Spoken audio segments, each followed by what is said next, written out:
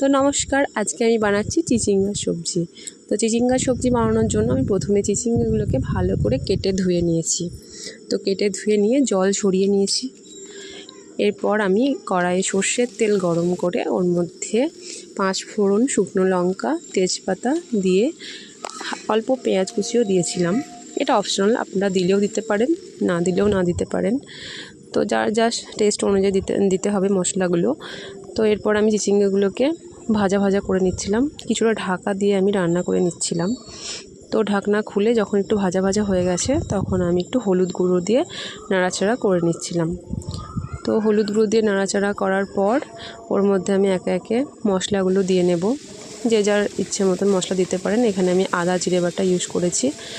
তো আদা জিরে বাটা দিয়ে কিছুক্ষণ নাড়াচাড়া করে কাঁচা মশলার গন্ধটা যাতে চলে যায়, তারপর এর মধ্যে আমি অল্প প্যাকেটের যে গুঁড়ো মশলা হয় জিরের, সেটা আমি দিয়ে নিয়েছি।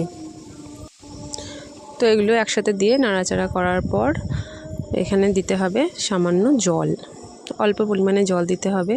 তারপর স্বাদ মতো লবণ ও চিনি দিয়ে নিতে হবে। তারপর নাড়াচাড়া করে আবার ঢাকা দিয়ে কিছুক্ষণ রান্না করে নিতে হবে। তারপর হাওয়ার মুখে মুখে তখন কাঁচা লঙ্কা ও ধনে পাতা ছড়িয়ে পরিবেশন করতে হবে। গরম ভাত বা রুটির সাথেও খুব সুন্দর লাগে চিচিঙ্গের সবজিটা। তো আমার রেডি হয়ে গেছে চিচিঙ্গের সবজি।